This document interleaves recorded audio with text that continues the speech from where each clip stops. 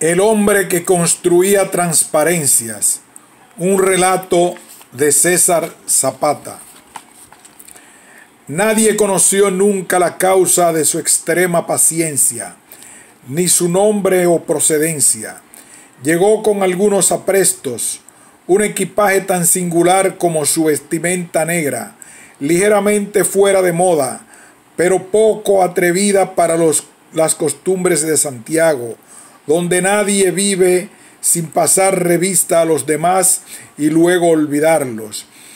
El hombre acomodó sus herramientas en un terreno que, por el tiempo de abandono, parecía sin dueño. Trabajó solo, para el momento en que el sol era una lujuria que, desde el cenit, achicharraba el ajetreo del mediodía. Ya el hombre había coronado su casa, unipersonal y de madera, con un reluciente techo de cristal donde la luz solar ofendía la mirada con la refulgencia y el desdén de la plata derretida. En la tarde, la transparencia de las patéticas láminas de vidrio no ocultaba nada.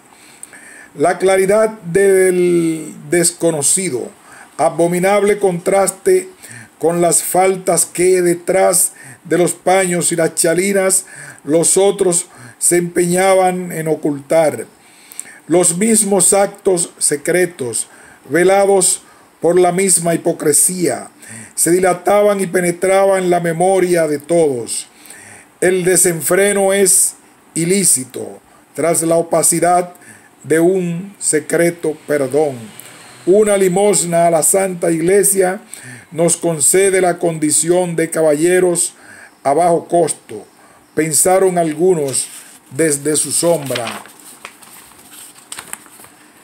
Vivir al descubierto era imperdonable, no tener nada que ocultar.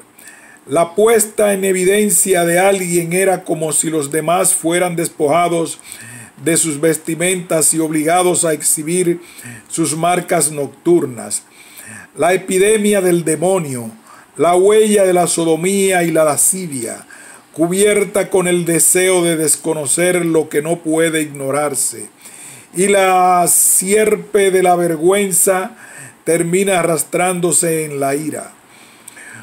Por la altura del techo de una sola agua podía verse el hombre simple, improvisando una despreocupada cantata en el único adorno de la salita, un piano de cola blanco que tuvo que colocar en ese mismo lugar que ahora ocupa y construir sobre él la leve casa.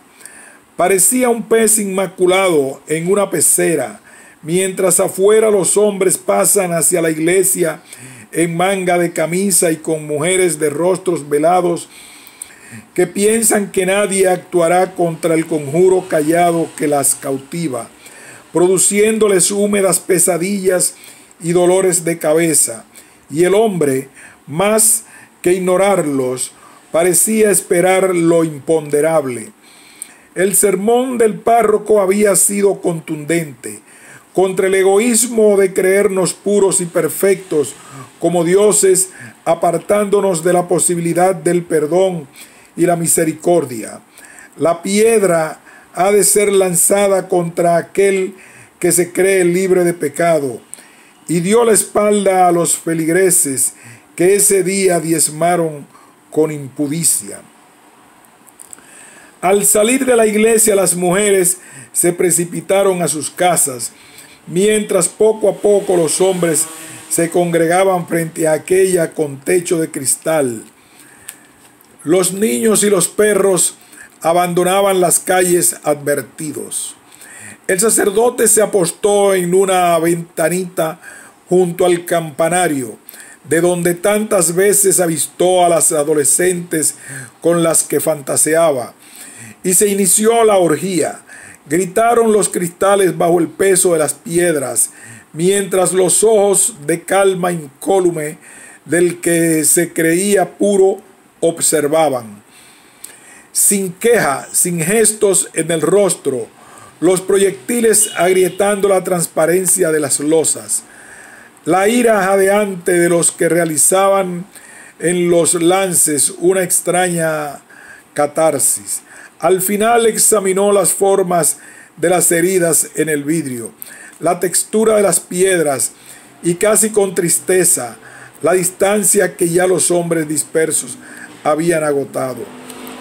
Luego de hacer inútiles mediciones en las perforaciones del frágil cobertizo, ordena las piedras según un código desconocido, como un viejo matemático impresionado por la imperfección de su ábaco.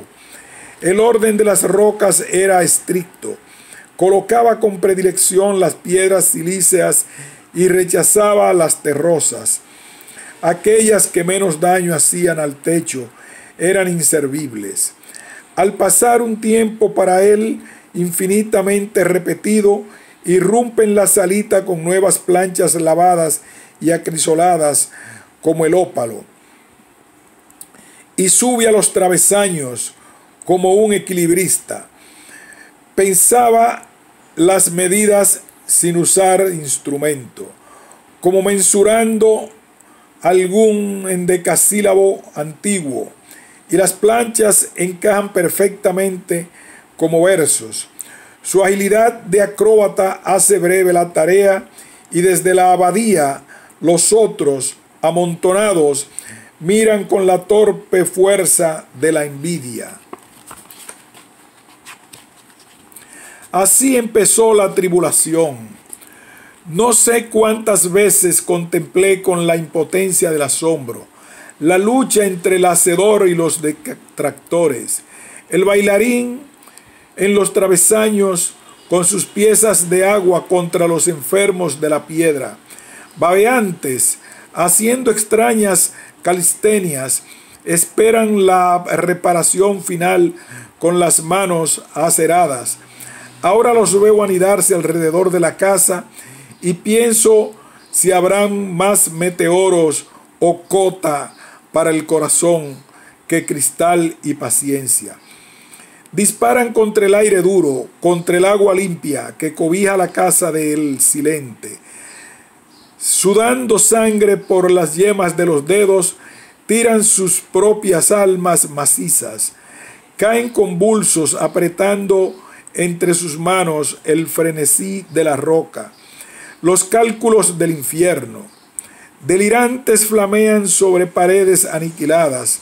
Sus maquinaciones no respetaron la edificación de la abadía, quedando en pie solo el sinuoso observatorio del sacerdote, que todavía jugaba con la última piedra entre las manos.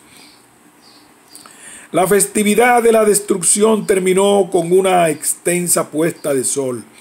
El hombre contó en silencio el número de tiradas. Con adivinaciones algebraicas, comparó una vez más las fracturas del vidrio con la cantidad y forma de las piedras desordenadas en la salita. Con recato se mueve entre hileras de astillas y herrumbres que transporta al fondo de la casa. Luego la reconstrucción pausada. Planos de perfecta diafanidad daban acceso a la noche, que ya había iniciado sus estragos contra las últimas luces de la ruina. Era la enésima noche de la aberración y las bajas pasiones. Velándole el extranjero y yo vimos el techo que refulgía de estrellas como duplicación del cielo. Bajo los andamios soñé con él y sus escasas herramientas, con los pedreros y sus caras monolíticas. Soñé que el piano emitía una nota infinita que protegía como un biombo invisible al extranjero, y la trayectoria exacta de las piedras que se repetían en igual intervalo, mientras un gran reloj marcaba la misma hora sobre la casa. Y me despertó el silencio unánime. Nadie había venido. Los detractores se habían perdido en la noche. Al día siguiente no se oyeron zumbidos de minerales. No hubo estrépito de losas rotas. Ni una sola piedra había quedado en el mundo. no hubo edificación en pie. El antiguo muro que bordeaba la ciudad, el monumento, las casas y las vallas que separan las veredas, todo fue agotado en la redención. Ahora, en la desolación, todos han reunido sus lamentos frente a la única casa levantada y lloran su propia iniquidad. Mientras, dentro de la casa de techo bajo y transparente, como de agua, veo trabajar al alquimista y resuenan sus palabras sentenciosas en mi mente. Nadie vive sin secreto. El mío lo comparto contigo, atándote a mi existencia, accionando su máquina, y yo juré no contarlo a nadie.